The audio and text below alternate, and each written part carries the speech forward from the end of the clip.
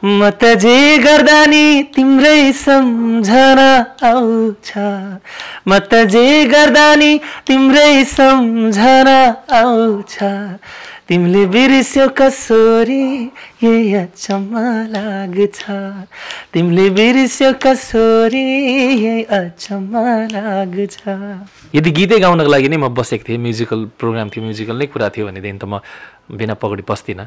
तर आज कस्तो भयो भनेदेखि अन्तर्वार्ता दिँदा हरेक अन्तर्वार्तामा त्यही उयो किन देख्नु, अब अलिकति फरक पनि म यस्तो पनि छु, यो पुष्प नि यस्तो पनि रहेछ भनेर जान्ने इच्छा पनि त होला नि त मान्छेलाई होइन। कसलाई रहर हुन्छ र खाडीको घाममा डढ्ने,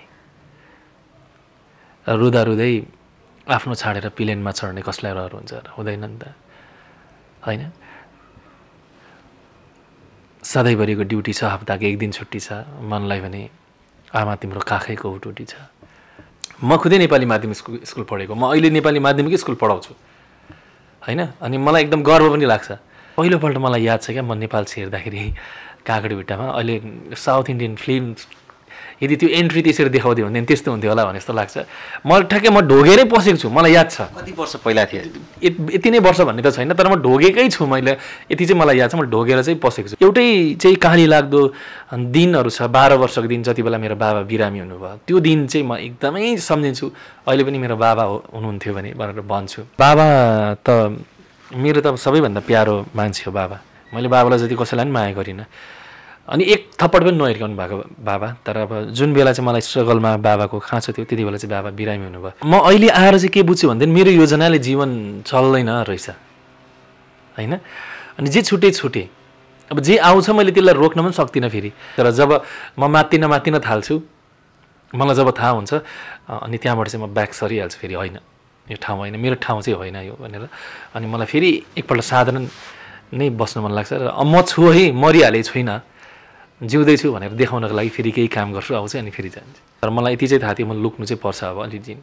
किनभने यही बहाउमा म गएँ भने क्रिएटिभिटी त मर्न सक्छ, म त नयाँ कुरा खोज्न सक्दिनँ। कहिले मलाई एउटा कलाकार, राम्रो बाउ, राम्रो छोरा, राम्रो श्रीमान हुँदैन जस्तो लाग्छ क्या कोही बेला। किनभनेदेखि हामी त हाम्रो मनले अरा कुरा गरिरहेको हुन्छौँ र हामीलाई त सङ्गीतभन्दा अर्को ठुलो नसाई केही हुँदैन। मैले चिनेको पुष्पनमा एकदमै साधारण, अति साधारण,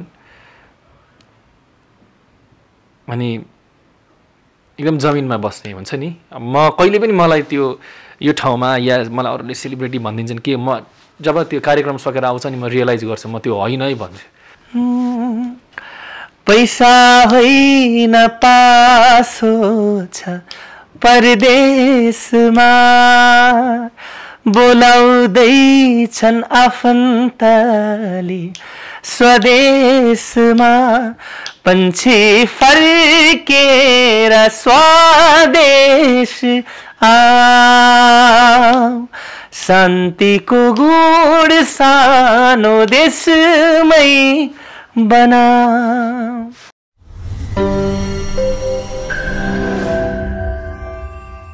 दाइ स्वागत छ फिल्मी नेपालमा। फिल्मी नेपाल हेरेर बसिरहनुभएका सम्पूर्ण दर्शक श्रोतामा म पुष्प प्रधानको हार्दिक नमस्कार।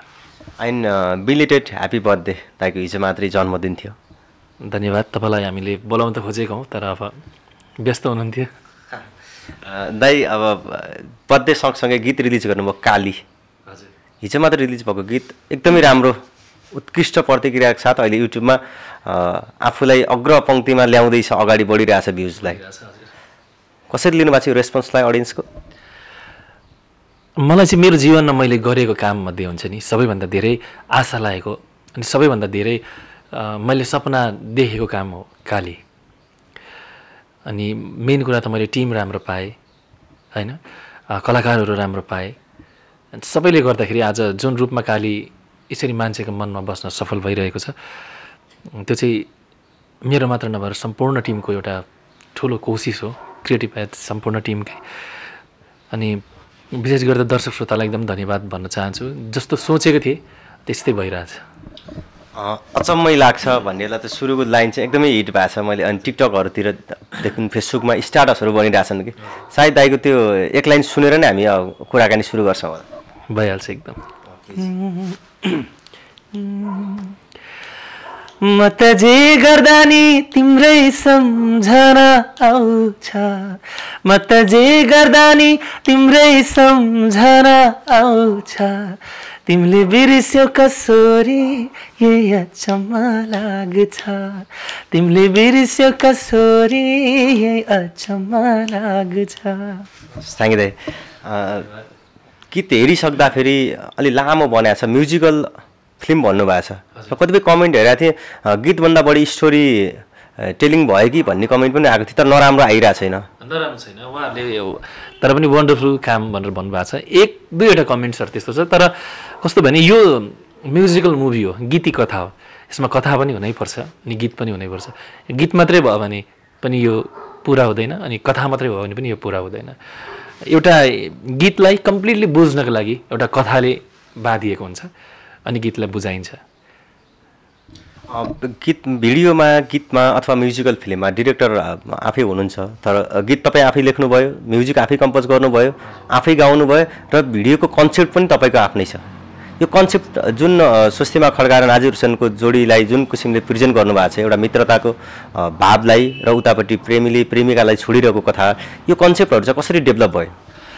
मैले काली जब लेख्न सुरु गरेको थिएँ होइन, जब काली लेख्न सुरु गर्नुभन्दा पनि पहिला म त जे गर्दा नि तिम्रै सम्झना आउँछ, यो दुई लाइनै आफै ट्युन भएरै आएको कुरा हो। अनि जब यो आयो तब काली डेभलप हुँदै गयो। मैले यो प्रोजेक्ट सुरु गर्दाखेरि मेरो आँखामा आएको पहिलो अनुहार नै नाजिर हुसैन। अनि मैले हरि भाइलाई भनेको पनि थिएँ यदि यो प्रोजेक्टमा उहाँ हुनुहुन्न भने म म्युजिक भिडियो चाहिँ बनाउँदिनँ, यसलाई म्युजिकल फिल्म बनाएर चाहिँ रिलिज गर्दिनँ, बरु म आफै वाचन गर्छु अनि गीत सुनाउँछु तर म्युजिकल फिल्म चाहिँ बनाउँदिनँ, मलाई उहाँ नै चाहिन्छ भन्नु मैले पहिल्यै हरि भाइलाई भनेको थिएँ। अनि सौभाग्य हाम्रो उहाँलाई पाउन सक्यौँ। अनि जब उहाँ हामीसँग आबद्ध हुनुभयो तब अब राम्रो, अब हामीलाई अर्को कलाकार पनि चाहियो अनि सबै कुराहरू हेर्दा अनि उहाँबाट एकदमै राम्रो रेस्पोन्स हामीले पाउँदाखेरि अनि स्वस्तिमाजी पनि आबद्ध हुनुभयो हामीसँग। अनि अब आज अहिले यो रूपमा काली यसरी आइरहेछ। दाइ बिचमा सायद 2018को अन्तिम थियो, त्यति बेला नेपाल आउनुभयो। नेपाल आइडलमा जुन पङ्क्षीकोले जुन किसिमको एउटा छुट्टै हाइप लिदियो, एकाएक एउटा चर्चाको लेभल कहाँ पुग्यो, त्यसपछि अमितजीले गाएको गीत, त्यसपछि दाइको डिमान्ड भयो आउनुभयो। अनि यो बिचमा अलिकति हराउनु भयो कि भन्ने जस्तो भएको थियो। यही कालीको लागि पर्खेर 2 वर्ष मेहनत भयो, केही कतै लाग्यो अथवा यो बिचको ग्यापिङ चाहिँ किन भयो दाइ? मलाई ग्यापिङ एकदमै मनपर्छ भाइ। जब त्यो नेपाल आइडलमा तब प्रस्तुति भयो, अमितले प्रस्तुति दियो, त्यसपछि म आएर बाबु गुजुङको प्रस्तुति भयो। अनि त्यति बेला जुन एक किसिमको व्यस्तता भयो नि, मलाई आफैलाई लाग्यो, मैले आफैले आफैलाई सोधेँ मैले गरेको चाहिँ के छ र यस्तो एक दिनमा यति धेरै अन्तर्वार्ता होइन, अनि यति ठुलो त काम मैले के गरेछ जस्तो लागेको छैन। अच्छा ठिक छ, यो ठाउँमा सबैको माया प्रेमले यो ठाउँमा आइयो, मिडियाले पनि एकदम धेरै सपोर्ट गर्नुभयो, तर अब चाहिँ म हराउनुपर्छ अलिक बेर, किनभने मलाई यो कुराको मात चाहिँ नलागोस्, म हराउनुपर्छ। किनभने मैले अब चोखो कुरो लिएर आउनु पऱ्यो भने त म हराउनुपर्छ नि त भनेर चाहिँ त्यसपछि कार्यक्रमहरू मात्रै गरिबसेँ। म अलिकति मिडियाबाट पनि टाढै भएँ। अनि ठिक्क लकडाउन भयो, अनि लकडाउनले गर्दा त्यति बेला धेरै कुराहरूको सोच्ने, सृजना गर्ने अवसर पनि पाइयो। भनेपछि मिडियाबाट पुष्पन प्रधान अलिकति टाढा भयो, तर अडियन्सबाट टाढा भएन, म्युजिकबाट टाढा भएन। त्यो चाहिँ कहिले पनि हुँदैन पनि। त्यो बेलाको स्मरण गर्ने भने नेपाल आइडलसँगको कनेक्सन र एक किसिमले मिडियामा पनि पुष्पन प्रधानको कमब्याक भन्ने किसिमको कुराहरू आएको थियो। त्यो कनेक्सन र त्यो कमब्याक अनि आज कालीसम्म आउँदाखेरिको क्षणलाई कसरी लिनुहुन्छ? नेपाल आइडलको त्यो पल त भइ नै हाल्यो होइन। अनि खुसी पनि थिएँ म, अब आफूले सोचेको सबै कुराहरू पुरा भयो। अमित मेरो जिन्दगीमा आउनु, नेपाल आइडलको माध्यमबाट पञ्चे गीत त्यसरी माथि पुग्नु, मलाई त्यसरी खोजिनु, एक हिसाबले त त्यो खुसीको सीमै थिएन अब त्यति बेला। तर मलाई त्यही बहावमा बहिरहनु चाहिँ थिएन। अब कस्तो भने म मिडियामा मेरो कमब्याक हो कि कमब्याक होइन कि भन्ने कुरा त मलाई थाहै छैन, किनभने अब जस्तै काम राम्रो गरिसकेपछि न हामी आउने हो नि त सबै कुरा होइन। अनि त्यो कुरालाई लिएर त म खासै त्यस्तो केही पनि थिएन, तर मलाई यति चाहिँ थाहा थियो म लुक्नु चाहिँ पर्छ अब अलि दिन, किनभने यही बहावमा म गएँ भने क्रिएटिभिटी त मर्न सक्छ, म त नयाँ कुरा खोज्न सक्दिनँ। अनि त्यो भएको कारणले गर्दा म लुक्नु चाहिँ पर्छ भनेर अनि त्यहाँबाट टाढा बसेर फेरि धेरै पछि यसरी आइयो, तर कमसेकम आज यो काली लिएर आउँदाखेरि पनि यही रूपमा उभिन पाइयो, त्यो चाहिँ ठुलो कुरो लाग्छ। ठ्याक्कै म यहाँ क्रस गरेँ, तपाईँ टाउकोमा एक किसिमको खै सायद अब तपाईँले के नाम दिनुहुन्छ मलाई त्यो थाहा थिएन। आज तपाईँ अलिकति फरक लुक्समा छौँ हामी। मैले अगाडि नै जोड्छु भने चाहिँ हामी गीततिर लागेर अनि गीतको कनेक्सन सायद फेरि यसको फ्लो बिगार्नु हुन्न भनेर मैले सोधिनँ।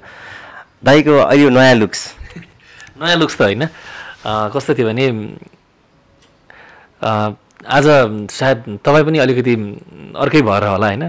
मलाई पनि के लाग्यो भने अब यदि गीतै गाउनको लागि नै म बसेको थिएँ, म्युजिकल प्रोग्राम थियो, म्युजिकल नै कुरा थियो भनेदेखि त म बिना पगडी बस्दिनँ।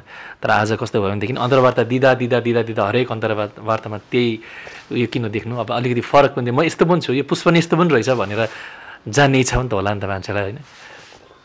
अनि जस एक्स्ट्रा अडियन्स सायदै तपाईँले त्यो फेटा भन्छ के भन्छ त्यो अनि क्याप नलागेको बाहेकको पुष्पन प्रधानको लुक्स सायदै कमैले देखाएको छ जस्तो लाग्छ। एकदमै अनि जसले अब मलाई टेलिभिजन र युट्युब मार्फत मात्रै चिन्छन् उहाँहरूले त मलाई फेटा बिना देखेका छैनन् पनि। यसभन्दा पहिलाको इन्टरभ्यू पछाडि बिचमा हाम्रो कुराकानी गर्ने अवसर मिलेन, दाइ आफै गायब भएँ, म एकछिन हराएँ, म लुक्नु पर्थ्यो भन्नुभएको थियो। त्यसमा मैले एक दुईवटा कमेन्टहरू मैले फलो गरेको थिएँ। सादा जीवन उच्च विचारको धनी भनेर कमेन्ट आइरहेको थियो तपाईँलाई। अनि सँगसँगै अर्को कमेन्ट थियो एकदम तपाईँको गफहरू, तपाईँको कुरा गराइहरू, तपाईँको कुराहरू, हरेक शब्दहरू, वाक्यहरू चाहिँ एकदम आध्यात्मिक लाग्छ भनेर अडियन्सले लेख्नु भएको थियो। हजुर, मानिदिनुहुन्छ त्यसरी, त्यो ठुलो कुरो लाग्छ होइन। अब यो त अब मैले बनाएर बनिएको कुरा होइन, अब मलाई जन्मदाखेरि दिनुभएको कुरा हो, मेरो ईश्वरले त्यही कुराहरू बोल्ने हो, त्यही कुराहरू राख्ने। अनि मलाई त्यसै पनि ठुलो मान्छेसँग अनि त्यही त ठुल्ठुलो जमातहरूमा हुन्छ नि, म आफूलाई एकदम सहज महसुस पनि गर्दिनँ। म एकदमै साधारण भएर बस्न रुचाउँछु। मलाई अति सफलताले पनि क्षति गर्छ मलाई आफै भने जस्तो लाग्छ। र जब म मात्तिन थाल्छु, मलाई जब थाहा हुन्छ अनि त्यहाँबाट चाहिँ म ब्याक सरिहाल्छु, फेरि होइन यो ठाउँ होइन, मेरो ठाउँ चाहिँ होइन यो भनेर। अनि मलाई फेरि एकपल्ट साधारण नै बस्न मन लाग्छ। र म छु है, मरिहालेँ छुइनँ, जिउँदैछु भनेर देखाउनको लागि फेरि केही काम गर्छु, आउँछु अनि फेरि जान्छु। धार्मिक आध्यात्मिक पनि हो पुष्पन प्रधान होइन। अध्यात्म त जीवन अब मेरो सार नै हो जीवनको होइन। तर अहिले आएर बुझ्छु सजिलो होइन, अध्यात्ममा लिन भएर आफ्नो जीवन बिताउनु सजिलो चाहिँ होइन। हामी कति कुरा बोल्छौँ, पुरा गर्न सक्दैनौँ। मैले बोलेका कुराहरू पनि मैले थुप्रै पुरा गर्न नसकेका कुराहरू होलान्, त्यति बेला म आफैलाई झुठो लाग्छ। अनि अब त्यो कुराहरू पनि मैले बोलेका कुराहरू आफ्नो कार्यान्वयन आफ्नो जीवनमा ल्याउन सकौँ सबै कुराहरू भनेर चाहिँ प्रयासरत चाहिँ छु। कहिलेकाहीँ धार्मिक मुद्दाहरू समाजमा यति धेरै पेचिलो बनेर आइदिरहेको हुन्छ कि, अनि एज अ सेलिब्रिटी तपाईँ भएको नाताले ती कुराहरूलाई मान्छेहरूले धार्मिक कुराहरू लिएर, सांस्कृतिक कुराहरू लिएर फाइट गरिरहेको हुन्छ पब्लिकले। ती कुराहरूलाई एज एन सेलिब्रिटी अथवा एज अ आम नागरिक भएको रूपमा तपाईँले कसरी लिनुहुन्छ यस्तो कुराहरूलाई चाहिँ? होइन, म त्यो मुद्दामा त्यस्तो उयसमा त म पर्दिनँ क्या। किनभनेदेखि मलाई लाग्छ जो अध्यात्ममा विश्वास गर्छ, जो धर्ममा विश्वास गर्छ, लडाइँ पर्दैन जस्तो लाग्छ मलाई। विवादको पछाडि पुष्पन प्रधान कहिले पनि लाग्दैन, विवाद भन्ने शब्दबाट तपाईँ टाढा जति सक्दो रहन चाहन्छु होइन। जति सक्दो सबैलाई राम्रै पाराले प्रेमले नै आत्मीयताले नै सबैलाई सबै कुरोको समाधान गर्न सकौँ भन्ने जस्तो लाग्छ। तपाईँले सधैँ भन्ने कुरा भनेको मलाई गाली गर्नुहोस्, चित्त दुखाउनुहोस्, तर विश्वास नमार्नु होला। हो, म जहिले पनि भन्छु त्यो चाहिँ होला। हरेक काम कुरा ल्याउँदाखेरि हुँदैन होला कोही बेला सोचे जस्तो, किनभनेदेखि मैले जस्तै सबैले सोचिदिन्छ र मैले सोचेको कुरो नै सबैलाई सही लाग्नै पर्छ भन्ने पनि त होइन नि त। तर जब मलाई थाहा हुन्छ तपाईँहरूले सोच्नु भएको त्यस्तो होइन रहेछ, या मबाट अरू नै कुरा आशा गर्नुभएको रहेछ भनिसकेपछि म जहिलेसम्म सास छ तबसम्म त लाग्छु नि त। मैले एक अन्तर्वार्तामा भन्नुभएको थियो, मैले स्ट्रगलको पिरियडदेखि आजसम्म आउँदाखेरि बिचमा मैले धेरै इच्छाहरू मारेका छु, म धेरै इच्छाहरू मरेको छ मबाट भनेर भन्दा, ती इच्छाहरू अहिले पुरा हुने क्रममा छन् अथवा ती इच्छा मरेको इच्छाहरूलाई फेरि छोडेर नयाँ इच्छाहरू बनाउँदै नयाँ योजनाहरू बनाउँदै अघि बढिरहेको छ पुष्पन प्रधान? म अहिले आएर चाहिँ के बुझ्छु भनेदेखि मेरो योजनाले जीवन चल्दैन रहेछ होइन। अनि जे छुटे अब जे आउँछ मैले त्यसलाई रोक्न पनि सक्दिनँ। फेरि मैले भने त मेरो बाटो छ, म कुनै ठाउँमा पुग्नुपर्छ भने जीवनमा एउटै मात्रै बाटो छ र त्यहाँ राम्रो पनि छ नराम्रो पनि छ, हरेक कुराहरू छ। म त्यही बाटोबाट हिँड्नुपर्छ भने हिँड्नै पर्छ क्या, मैले अप्सनै हुँदैन। तर म कसरी हिँड्छु, कसरी सम्हालिन्छु भन्ने कुरा चाहिँ अब म आफूमा हुनुपर्दो रहेछ जस्तो लाग्छ। काठमाडौँको कुनै कोठामा बसिरहेको र त्यस पछाडि कलकत्ता पुगेसम्मको होइन कलकत्ता पुग्दाखेरिको क्षणहरू तिनीहरू कुराहरू तपाईँले एकदम भावुक मुद्रामा सेयर गर्नुभएको थियो एकभन्दा पहिला अनि नेपाल आइडलको पछाडि स्टेजमा जाँदाको कुराहरू हामी पहिला गफ गर्दाखेरि पनि अनि अमितजीलाई पुष्पनले स्टार बनाए नेपाल आइडलले भन्दा बढी पुष्पनको कारणले अमितको हाइप बन्यो अमित बरालको भन्ने कुराहरू पनि आए मलाई त्यस्तो लाग्दैन अमित त मेरो गीत नगाउँदा पनि त्यति बेलासम्म त अमितलाई सबैले नोटिस गरिसकेका थिए नि त होइन मेरो गीत गाएर अमित स्टार भएको होइन अमित आफ्नै हैसियतले आफ्नै योग्यताले भएको बरु अमितले त्यो गीत गाइदिएर त मलाई पो अमितले त गुण लगाए त होइन मेरो जीवनमा पो त ऊ एउटा राइट मान्छे भएर आयो मेरो जीवन पो बत्ती बोल्यो हो त्यो गीत त थियो नि त पहिला पनि मान्छेले मन पराएकै हुन् नि त तर केही कुरा त थियो होला नि त कमी जुन कुरो उसले आएर पुरा गरिदियो म चाहिँ यो कुरामा चाहिँ कहिले पनि होइन बरु अमितले गर्दा हो पुष्पनलाई धेरै मान्छेको सामनेमा अमितले चिनाइदियो तर मेरो गीतले म चाहिँ यो चाहिँ मान्दिनँ कि मेरो गीतले अमित त्यस्तो भयो त्यो चाहिँ म मान्दिनँ किनभने अमित त अमितै थियो त्यति बेला पनि अमितका हजारौँ लाखौँ फ्यान्सहरू भइसकेका थिए तर अमितले त्यो गीत त्यो स्टेजमा गाइदिनु चाहिँ मेरो सौभाग्य भयो त्यो गीत त्यति बेला त्यो स्टेजमा प्ले भइसके पछाडि तपाईँ काठमाडौँ आउनुभयो तपाईँलाई धेरै देशहरूबाट नेपाली कम्युनिटीले तपाईँको पर्फर्मेन्सको लागि आग्रह गर्नुभयो तपाईँ कति ठाउँमा पुग्नुभयो पनि त्यो देशमा गाउँदै गर्दा देशको स्टेजमा गाउँदै गर्दा नेपालको स्टेजमा गाउँदै गर्दा र त्यहाँ योभन्दा बाहिरी स्टेजमा पुगेर गाउँदाखेरि त्यहाँनिर अडियन्सले दिएको माया अनि उनीहरूले दिएको प्रतिक्रिया यो कसरी कस्तो पाउनुभयो कस्तो कुन रूपमा लिनुभएको थियो त्यो चाहिँ कल्पनादेखि बाहिरको थियो मतलब आफ्नो गीत यसरी सुनेका छन् यसरी सुन्छन् आफूलाई यो रूपले हेर्छन् भनेर चाहिँ त्यहाँ गएर मात्रै थाहा भयो अब उहाँहरूले त सधैँ हामीलाई देख्दैनन् नि त होइन अनि बेला मौकामा हामी जाँदाखेरि एउटा सानो पर्दाको सानो एउटा पलबाट हामीलाई देख्दाखेरि पनि उहाँहरू कालिनुहुन्थ्यो चिच्याउनुहुन्थ्यो हामीलाई भेट्दा मलाई त यति धेरै माया दिनुभयो झन् टाढैबाट रुँदै आउनुहुने भेट्ने जतिजना पनि अब शुभचिन्तकहरू हुनुहुन्थ्यो अनि जहाँ पनि गयो अथाह अपार माया पाएर आएको छु बरु होला उहाँहरूको मायाको सम्मान मैले गर्न सकिनँ त्यो आफ्नो ठाउँमा छ तर उहाँहरूले चाहिँ दिनुभयो भूषण प्रधान एकदम इमोसनल मान्छे पनि हो त्यो छर नै गीत बनिन्छ जस्तो लाग्छ प्रतिक्रियाहरू सुन्दै गर्दा पढ्दै गर्दा तपाईँ कतिपय क्षण आफू भावुक बनेको आफ्नो मन नै इमोसनल बनेर आएको आँखाबाट आँसु झार्दिनु पर्ने त्यस्तो क्षणहरू कति भेट्नु भएको छ होइन भेटेको छु त्यस्तो भेटेको छु त्यस्तो भएको पनि छ केवल स्टेजमा पनि हुन्छु म होइन अनि म कहिले कहिले यो मेरो कमी कमजोरी हो कि भनेर भन्छु तर होइन म ढुङ्गा भयो भने त गीत बनिँदैन होला नि त भनेर आफूलाई यस्तै राख्छु यी सबै त गफ गर्दै गर्दा सायद पंक्षीको एक लाइन हामीले सुनेनौँ भने सायद अन्तर्वार्ता नै अपुरो हुनसक्छ अडियन्सले तपाईँलाई हेरिराख्दा तपाईँलाई सुनिराख्दा पैसा होइन पासो छ परदेशमा बोलाउँदैछन् आफन्तले स्वदेशमा पंछी फर्केर स्वदेश शान्तिको गुड सानो देशमै बना पंक्षी फर्केर आइन् या आइनन् पंक्षी त्यो त हरेक एकवटा मान्छेको कथा हो पंक्षी त होइन अब बोलाउने कर्तव्य मेरो हो म खुदै पनि आफू जहाँ जन्मे फर्किन्छु काम गर्छु फर्किन्छु अनि वहीँ जान्छु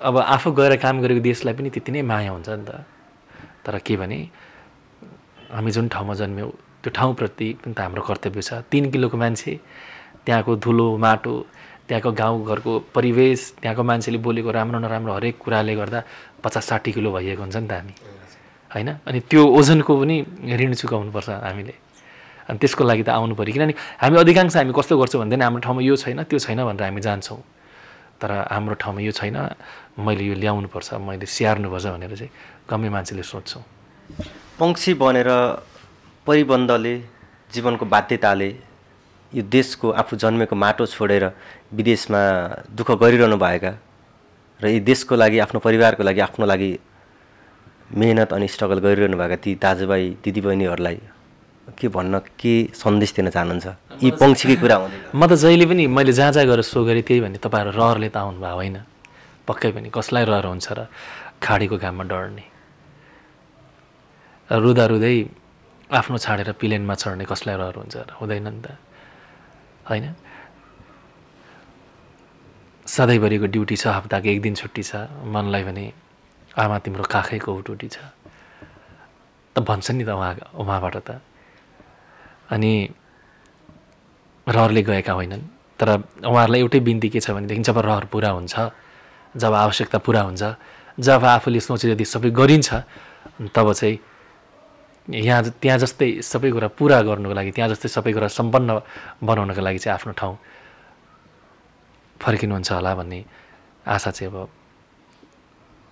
यो देशले पनि गर्छ, सबैले गर्छ, हरेक देशले गर्छ, आफ्नो छोराछोरी फर्कोस्, हरेक गाउँले गर्छ, हरेक घरले गर्छ, आफ्नो मान्छे फर्कोस् भन्ने। तपाईँको परिवार त अहिले कहाँ हुनुहुन्छ? इन्डिया। म डुवर्सबाट चिलाउने चियाबारीको चर्चा पनि पहिला धेरै भएको थियो। तपाईँले यस्तो बाहिर भएर यस्तो बाध्यताले यसरी हुन्छ, परिवार मिस गरिरहेको हुन्छ, देश मिस गरिरहेको हुन्छ भन्नुहुन्छ। तपाईँ अहिले आफ्नो परिवारभन्दा केही टाढा नेपाल हुनुहुन्छ अनि काठमाडौँ हुनुहुन्छ, परिवारलाई कतिको मिस गर्नुहुन्छ? मिस गर्छु, एकदमै मिस गर्छु। झन् छोरा छ मिस गरिहालिन्छ होइन, आमा हुनुहुन्छ, श्रीमती छ, मिस त गरिहालिन्छ। तर मैले जे गर्दैछु त्यो उहाँहरूको लागि पनि त हो भनेर आफ्नो चित्त बुझाउँछु। अनि त्यो एउटा कलाकार भइसकेपछि एउटा मान्छे अलग्गै कुरा, एउटा कलाकार अलग्गै कुरा हो, तर हामीमा एउटा कलाकार पनि एउटा मान्छे पनि छ होइन। अनि त्यो भएको कारणले गर्दाखेरि चाहिँ अब मान्छे मात्रै भएको भएदेखि साँच्चै नै सजग भएर हिसाब किताबको रूपले सोचिन्थ्यो होला। कलाकार भयो त्यसरी सोचिँदैन, आफ्नो मनलाई जे गराए त्यही गरिन्छ। अनि कहिले कहिले मलाई एउटा कलाकार, राम्रो बाउ, राम्रो छोरा, राम्रो श्रीमान हुँदैन जस्तो लाग्छ क्या कोही बेला। किनभनेदेखि हामी त हाम्रो मनले अराएको कुरा गरिरहेको हुन्छौँ र हामीलाई त सङ्गीतभन्दा अर्को ठुलो नसाई केही हुँदैन। तर पनि जति सक्दो सम्हालेर सबै कुरालाई मिलाएर हिँड्ने कोसिस चाहिँ गरिरहेको छु। तपाईँले म स्टेजमा पर्फर्मेन्स गर्न जाँदैछु अथवा म कुनै गीत रेकर्ड गर्न जाँदैछु भनेर आमालाई सुनाउँदै गर्दा आमाले पटक पटक अथवा धेरै पटक दोहोऱ्याएर भनिराख्ने, दिइराख्ने सल्लाह, सम्झाइराख्ने शब्दहरू चाहिँ के लाग्छ? होइन त्यस्तो केही हुँदैन। म जहिले पनि जान्छु, कहीँ जान्छु भनिसकेपछि आमाको हातको टिका लाउँछु अनि जसरी भगवान्को ध्यान गर्छु आमालाई पनि त्यसरी ढोगेर निस्किन्छु। अनि म यति सम्झिन्छु अब तपाईँको आशीर्वाद भएपछि त पुग्यो भनेर सम्झिन्छु म। अनि केही गर्दाखेरि आँखा बन्द गरेर उहाँलाई सम्झेँ अनि सुरु गरेँ।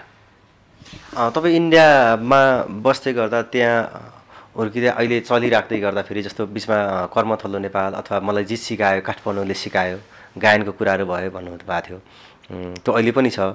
र त्यहाँ हुँदै गर्दाखेरि पुष्पन प्रधानलाई भारतमा रहेर भारतीय भाषामा, हिन्दी ल्याङ्ग्वेजमा पनि गीतका सुन्न चाहनेहरू, एल्बम निस्कियोस्, म्युजिक भिडियोहरू बनोस् भनेर चाहने मान्छेहरू पनि हुनुहुन्छ होला नि? होइन, निस्क्यो पनि। मेरो रिसेन्टली 1 महिना पनि भएको छैन उड्चल भन्ने एउटा हिन्दी गीत रिलिज भयो। अब पहिला हामी हिन्दी गीतहरू सुनेरै त हुर्केका हौँ होइन। तर मलाई चाहिँ आफ्नो भाषा साहित्य भनिसकेपछि म चाहिँ मरिमेट्ने मान्छे। मैले मेरो भाषालाई आमालाई जस्तै माया गरेर पढेछु।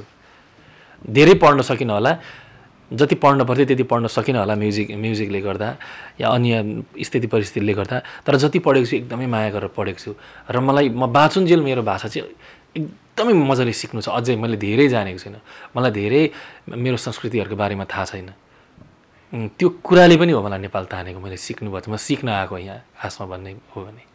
नेपालले, नेपाली कल्चरले भारतीय कल्चर सिकाइरहेछ? बुझिनँ के भन्नुभयो? जस्तो कल्चर तपाईँले त्यहाँको तपाईँले सिकिरहेको बुझिरहेको भाषा तपाईँले भने सबै थोक भन्नुमा नेपालको लागि यति धेरै प्रेम गर्नुहुन्छ, त्यही नेपाली कल्चर त्यो गर्नको लागि म त्यो सिक्नको लागि लागिरहेको छु भन्नुहुन्छ। र त्यहाँको कम्युनिटीमा जाँदाखेरि त्यहाँ पनि घुलमिल हुनुपर्ने अवस्था आउँछ। यताको कल्चर र त्यहाँको कल्चरलाई कम्पेरिटिभली लिने हो भने यस्तो छ तपाईँको। अब हाम्रो गाउँठाउँ त नेपाली बहुल क्षेत्र, गोर्खाली बहुल क्षेत्र हो नि त, हाम्रोमा त केही प्रब्लम हुँदैन।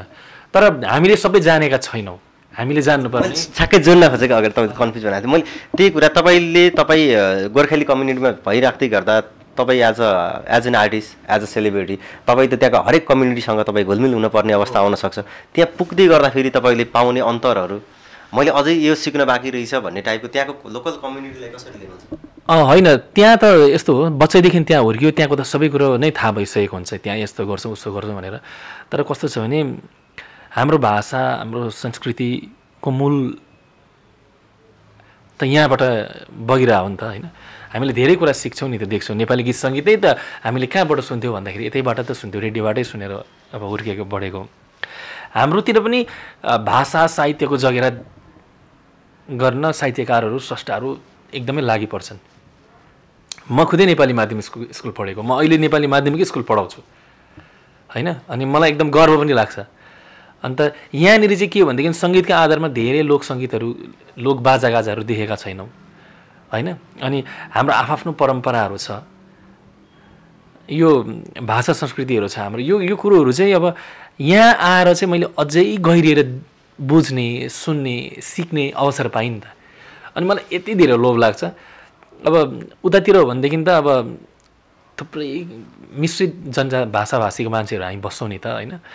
तर अब पहिलोपल्ट मलाई याद छ क्या, म नेपाल छिर्दाखेरि काँक्रेभिट्टामा अहिले साउथ इन्डियन फिल्म यदि त्यो एन्ट्री त्यसरी देखाउँदै हुन्थ्यो भने त्यस्तो हुन्थ्यो होला भने जस्तो लाग्छ। ठ्याक्कै म ढोगेरै पसेको छु, मलाई याद छ। कति वर्ष पहिला थियो? यति नै वर्ष भन्ने त छैन, तर म ढोगेकै छु। मैले यति चाहिँ मलाई याद छ, म ढोगेर चाहिँ पसेको छु भनेर। अनि हुन्छ नि नेपाली गीत बजिरहेछ है, बोलाउनेले पनि नेपालीबाट बोलाइरहेछ। अनि तपाईँको अब त्यहाँ बाँच्ने हाँस्ने ठट्टा गर्ने मुख छाड्ने मान्छे हुन्छ नि, त्यो साथीभाइमा सब एकदम प्योरली ठेट नेपालीमा छ क्या। अनि बस गाडीहरूको नामहरू पनि बसहरूको नामहरू पनि कस्तो राम्रो, सगरमाथा ट्राभल्स होइन। एकदम सायरीहरू गजलहरूको टुक्का लाइनहरू जम्मै नेपालीबाट। आहा, बसदेखि ट्रकसम्म विभिन्न सायरीहरू पर्खी बसे नि त होइन। अनि कस्तो लागेको एउटा हुन्छ नि, एउटा त आफ्नोपन। अब सायद अब भाषा संस्कृतिले त अब मान्छेलाई कस्तो जोड्छ नि त। अनि त्यो दिन म कहिले पनि बिर्सिदिनँ क्या। अनि मेरो जन्मभूमि मेरो जन्मथलो आफ्नो देश त कसलाई माया हुँदैन, सबैलाई भइहाल्छ। तर त्यसपछि मैले माया गर्ने भनेको अर्को ठाउँ हुन् त, यही ठाउँले नै हो मलाई आज पुष्पन भनेर नाम दिएको, यही माटोले दिएको। अनि त्यो भएको कारणले गर्दाखेरि पनि एउटा ठुलो आफ्नो कर्तव्य पनि छ भने जस्तो लाग्छ क्या। यी कुराहरू गरिराख्दा जस्तो तपाईँ कुनै बेला एकान्तमा हुनुहुन्छ, एक्लै हुनुहुन्छ, अनि तपाईँले त्यो विगत, त्यो बाल्यकाल, त्यो स्ट्रगलको पिरियड सम्झिँदाखेरि कतिको नोस्टाल्जिक हुनुहुन्छ यो माटोदेखि लिएर आजसम्म आइपुग्दाखेरि? म एकदम कमै पछि फर्केर हेर्छु, एकदमै मेरो बानी छ। म पछि फर्केर हेर्ने चाहिँ एकदम कम बानी छ। अनि किनभने म बाँच्दै जान चाहन्छु जिन्दगीलाई, हुन्छ नि। जिन्दगीमा पछि फर्केर हेर्दाखेरि चाहिँ मैले एउटै चाहिँ कहानी लाग्दो दिनहरू छ। 12 वर्षको दिन जति बेला मेरो बाबा बिरामी हुनुभयो, त्यो दिन चाहिँ म एकदमै सम्झिन्छु। अहिले पनि मेरो बाबा हुनुहुन्थ्यो भने भनेर भन्छु। बाँकी बात सानोदिनो दुःख त म आरामले पचाउँछु, पचाएको पनि छु। म सम्झिँदिनँ पनि फर्केर कि यस्तो भयो। मिस्टेक्सहरू सम्झिन्छु, आफ्नो गल्तीहरू एकदम सम्झिन्छु, सुधार्ने पनि कोसिस गर्छु। तर कति कुरा आफ्नो बसमा हुन्न रहेछ। कोही बेला मैले सुधार्न खोजेको भन्दा ठुलो गल्ती पनि मबाट हुन्छ क्या। तर मैले ओभरअल त्यो गल्तीलाई पनि सहीलाई पनि बाँचेर चाहिँ जिन्दगी जिउने र सिक्ने रहेछ खासमा जीवन चाहिँ भने जस्तो लाग्छ क्या। 12 वर्षको उमेरमा बुवाले छोडेर जानुभयो भन्नु। 12 वर्षसम्म सरी बुवा बिरामी भइराख्नुभयो। त्यो पिरियड तपाईँले आँखै अगाडि देखिराख्नुभयो, आफूले भोग्नुभयो, बुवालाई सक्दो स्याहार सुसार गर्नुभयो। बुवाले छोरालाई असल मान्छे बनाउनको लागि बनाएका कति सपनाहरू थिए होइन। अब बाबा त मेरो त सबैभन्दा प्यारो मान्छे हो बाबा। मैले बाबालाई जति कसैलाई पनि माया गरिनँ। अनि एक थप्पड पनि नहिर्काउनु भएको बाबा। तर अब जुन बेला चाहिँ मलाई स्ट्रगलमा बाबाको खाँचो थियो, त्यति बेला चाहिँ बाबा बिरामी हुनुभयो। अवस्थामा यो कुराहरू त्यति खोलिरहन उयो लाग्दैन, मन लाग्दैन। तर बाबा बिरामी हुनुभयो, यस्तो बिरामी हुनुभयो त्यो नचिन्ने बिरामी हुनुभयो, हामीलाई नचिन्ने बिरामी हुनुभयो। अनि त्यसले गर्दाखेरि चाहिँ अब त्यति बेलाको 12 वर्ष चाहिँ वनवास जस्तै थियो। अनि त्यही बेला मैले मेरो गुरुजी भेटेका हुँ, जसको नामको फेटा चाहिँ म शिरमा बाँध्ने गर्छु। तपाईँ त्यो बिचमा बुवा बिरामी हुँदै गर्दा तपाईँले गायन यात्रा सुरु गरिसक्नु भएको थियो? होइन, सुरु थियो। त्यति बेला त मैले धेरै एल्बमहरू पनि गरिसकेको थिएँ। तर नेपालमा चाहिँ मेरो एकदमै राम्रो एउटा लाइन बस्नै लागिरहेको थियो। अनि त्यति बेला चाहिँ बिरामी हुनुभयो बाबा। त्यति बेला चाहिँ मैले म्युजिक छोड्छु नै भनेर सम्झेँ। मेरो बाबाभन्दा ठुलो चाहिँ होइन म्युजिक, म छोड्छु नै भनेरै म गुरु कहाँ गएको थिएँ बाबालाई लिएर। तर जब मैले गुरुजी भेटेँ त्यहाँबाट चाहिँ मेरो असल साङ्गीतिक यात्रा चाहिँ त्यहाँबाट सुरु भयो। आज मलाई जन्म दिने बुवा मसँग हुनुहुन्न भने पनि मलाई कर्म दिने, मलाई गाइड गर्ने अर्को बुवा मैले पाएँ भन्ने फिल भयो त्यति बेला। मैले भगवान् पाइने मैले त्यति बेला त म अहिले पनि त्यही भन्छु, उहाँले जति माया गर्नुहुन्छ त्यति गर्न सकेको छैन होला मैले। तर हुन्छ नि जब हरेक कुराको त पुरा हुन्छ नि त। मलाई थाहा छ मेरो यो चाहना इच्छाहरू पनि पुरा हुन्छ एक दिन भनेर मलाई थाहा छ। र जति बेला फर्किन्छु म अहिले पनि भन्ने गर्छु, म कुनै दिन तपाईँको मात्रै भएर आउँछु भनेर चाहिँ भन्छु।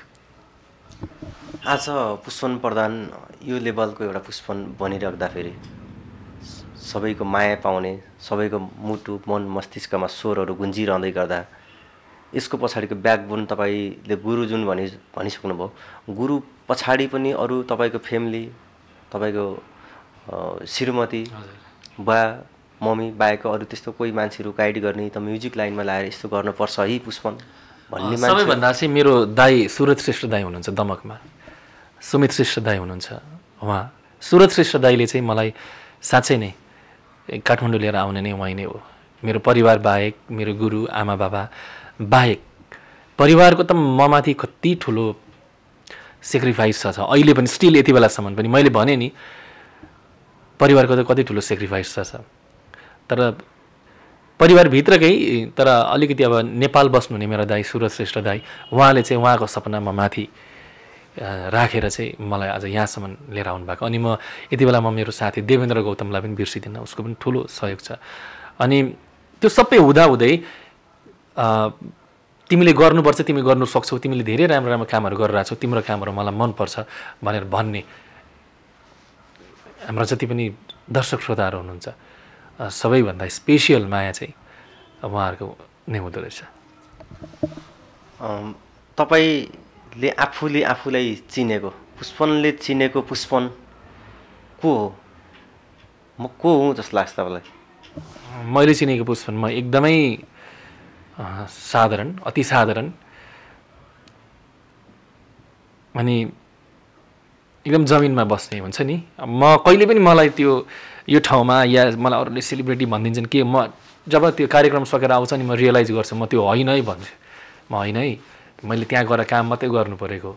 तर मलाई एकदमै साधारण भएर बस्न मनपर्छ र सधैँ नै म त्यसरी नै बस्न चाहन्छु। अनि के हो त म भन्दा म एकदम सिम्पल साधारण एउटा मान्छे मात्रै हो, बस, अरू केही पनि होइन। सङ्गीतको भाषा हुँदैन भन्छ मान्छेले, आफूले सुनेका बुझेको भाषाभन्दा बाहिरी भाषाको पनि यदि त्यसको ब्याकग्राउन्ड आइदियो, म्युजिक प्ले भइदियो भने मान्छे जति बेला जहाँ जस्तो पनि रमाइदिन्छ कि। काठमाडौँको पबमा ललिपप लागेले भनेर गीत बज्छ, मान्छेहरू डान्स गरेर आउँछन्। बाहिरी कल्चर, बाहिरी गीतहरूको कुरा गर्दै गर्दा तपाईँ एक्लै हुँदा कहिलेकाहीँ हामी आफ्नोभन्दा बाहिरको गीत सुन्नुहुन्छ, त्यसमा रमाउनुहुन्छ अथवा रमाउन सक्नुहुन्छ कि सक्नुहुन्न? होइन, सुन्छु। त्यो त म्युजिकली त्यो सङ्गीतको त भाषा हुँदैन, त्यो त पक्कै हो होइन। अनि सबैले सुन्छन्, हरेक स्रष्टाहरूले सुन्नै पर्छ नि त। र अन्त्यमा जति पनि युवा जमात अथवा आजकल त बालापनदेखि नै मान्छे सङ्गीत मन पराउने, भोलि म पनि गायक बन्छु, म पनि सङ्गीतकार बन्छु भनेर लाग्नेहरू धेरै ठुलो जमात छ। पुष्पन प्रधान बन्न चाहनेहरू पनि कति भेट्न सक्छ हामी हाम्रो समाजमा। ती तपाईँका भाइ बहिनीहरूलाई, तपाईँलाई मन पराउनेहरूलाई, तपाईँका शुभचिन्तकहरूलाई के भन्न चाहनुहुन्छ? आफै भन्नुहोस् भन्छु म चाहिँ। किनभने हाम्रो परम्परा पनि यस्तै थियो कि हामीले जहिले पनि कसै मान्छेलाई अगाडि राखेर अनि त्यहाँबाट उहाँ जस्तै बन्ने कोसिस गऱ्यौँ, जुन कोसिसमा चाहिँ हामीलाई गुमाइदो रहेछ, आफूभित्र भएको प्रतिभाहरूलाई, आफूभित्र भएको क्षमतालाई गुमाइदो रहेछ। किनभने हाम्रो आँखामा, हाम्रो माइन्डमा हामी एकजना कोही मान्छेलाई सजाएर हिँड्छौँ। मान्नुपर्छ, सबैलाई सम्मान गर्नुपर्छ, तर तपाईँ जन्मिनु भएको कारण तपाईँको आफ्नै कथा छ। तपाईँले बोल्नुपर्ने कुराहरू तपाईँले लिएर आउनु भएको छ, तपाईँले गाउनुपर्ने कुराहरू पनि छ तपाईँको। किनभनेदेखि जीवनमा यति धेरै बाँचुन्जेलसम्ममा तपाईँ लड्नु भएको हुन्छ, उठ्नु भएको हुन्छ, तपाईँले पाउनु भएको हुन्छ, गुमाउनु भएको हुन्छ, तपाईँले हाँस्नु भएको हुन्छ, रुनु भएको हुन्छ। यो जम्मै कुराहरू तपाईँको कथा सुनाउने नै हो नि होइन। त्यही भएर तपाईँ नै भन्नुहोस्, आफू मेहनत गर्नुहोस्, आफू भन्नुहोस्। त्यसो मैले केही सोध्न छुटाएको अथवा हामी बाहिर आउनुपर्ने जोडिएका प्रसङ्गसँगका कुराहरू केही थिए? त्यस्तो त केही छैन। यति नै हो। अब काली गीत रिलिज भएको छ, म्युजिकल मुभी, हजुरहरूले हेरिदिनुहोस्। त्यही हो, हामीसँग टन्नै न तपाईँको बुस्टिङ गर्ने के छ न केही छ अनि केही पनि कुराहरू छैन नि त। अब म त उहाँबाट यहाँ आउँछु, गीत निकाल्छु, अलिकति एउटा कोही राम्रो कम्पनीहरूसँग कुराकानी भयो भनेदेखि गएर जाने, मलाई त्यस्तो एउटा उयो पनि छैन। तर जे भए पनि तपाईँहरूले यतिन्जेल माया गरिरहनु भएको छ। हाम्रो सबैभन्दा ठुलो सोर्स र सम्पत्ति भनेको तपाईँहरू हुनुहुन्छ होइन। हेरिदिनुहोस्, नेपाली गीत सङ्गीतलाई माया गरिदिनुहोस्, भाषा संस्कृतिलाई माया गरिदिनुहोस्, सेयर गरिदिनुहोस् जति सक्दो, त्यही भन्न चाहन्छु। हस्, तपाईँको काली गीतको अझ धेरै सफलताको, अझ एउटा छुट्टै लेभलमा पुगेछ यो गीत पङ्क्षी सँगसँगै, त्यो शुभकामना र तपाईँको सादा जीवन, उच्च विचारप्रतिको माया तपाईँलाई सधैँ मिलिराखोस्। धेरै धेरै धन्यवाद भाइ। धन्यवाद।